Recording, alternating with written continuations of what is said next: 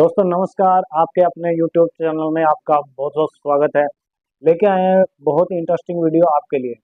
इससे पहले एक रिक्वेस्ट है, अगर चैनल पे पहली बार आए तो चैनल को सब्सक्राइब करें, बेल आइकन को प्रेस करें ताकि जितनी भी नई वीडियो आए तो सबसे पहले आपके पास पहुंचे।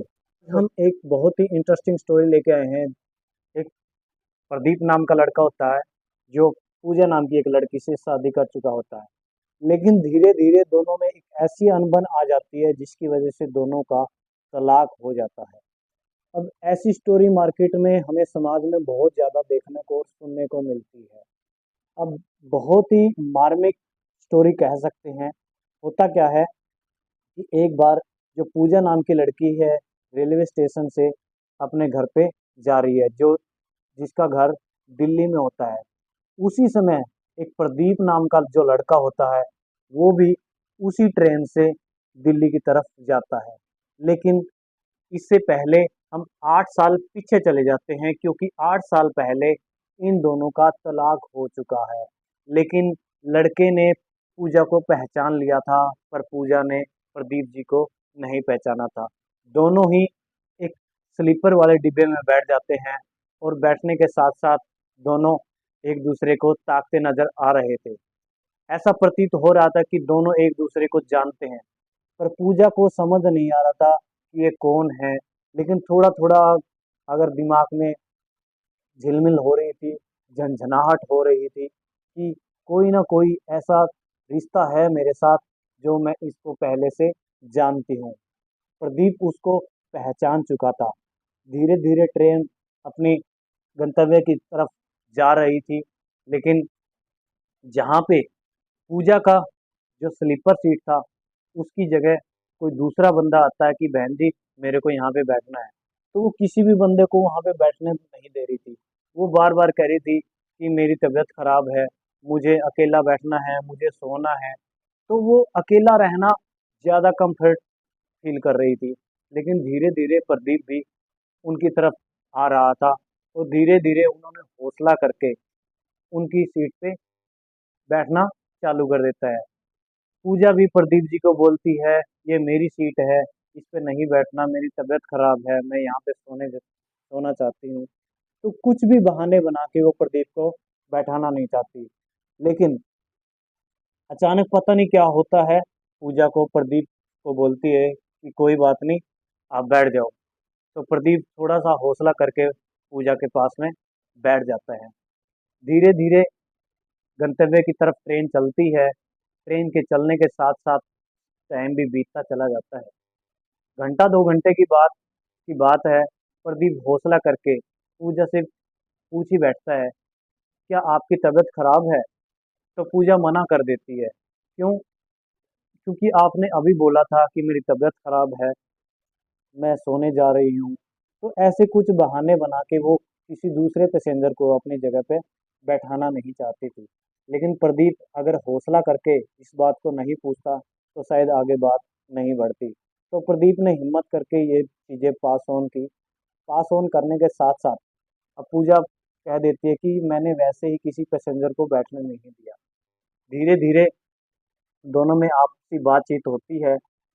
पता लगता है कि उनको ध्यान से देखने के बाद कि ये मेरे शायद तलाकशुदा पति ना हो।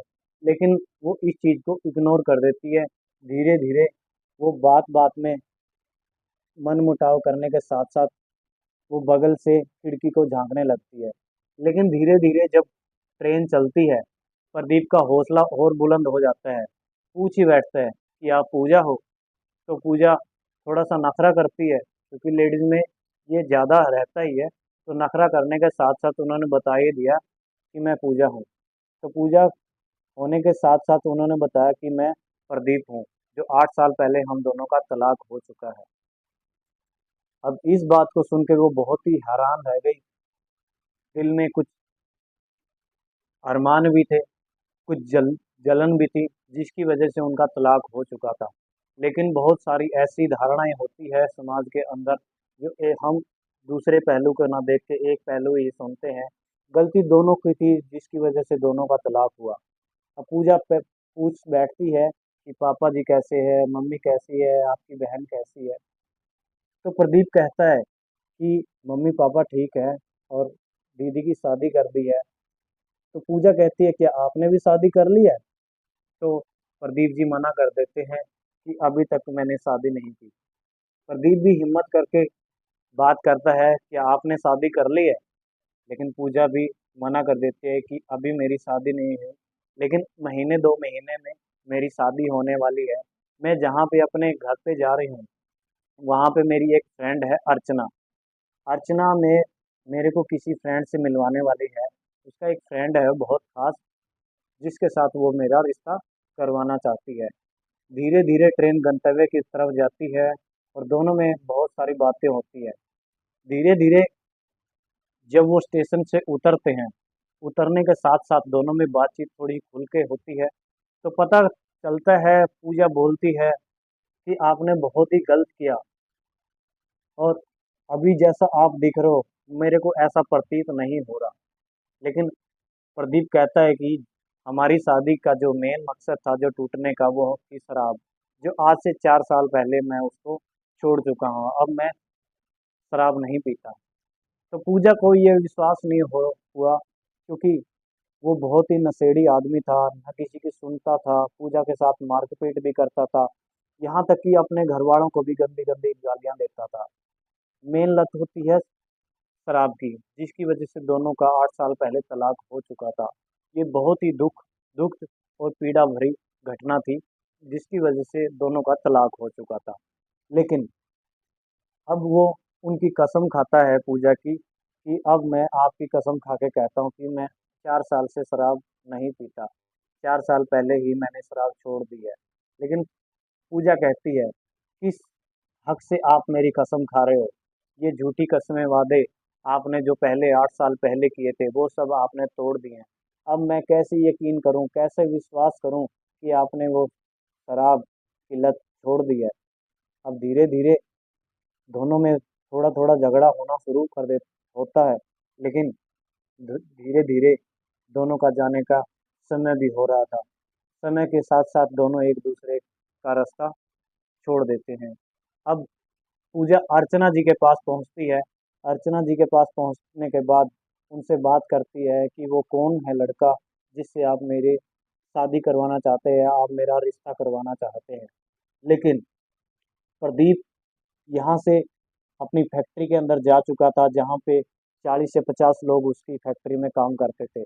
अब फैक्ट्री में जाने के बाद, जिस फैक्ट्री जो फैक्ट्री प्रदीप जी की थी, उसी फैक्ट्री में अर्चना नाम की लड़की, जो पूजा की फ्रेंड थी, उसी फैक्ट्री में काम करती थी।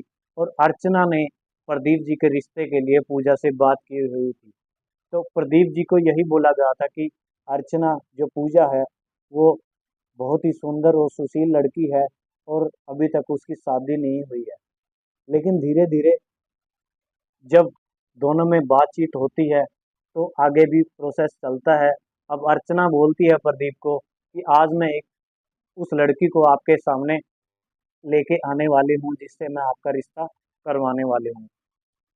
धीरे धीरे जब शाम होता है तो फोन पे बात होती है।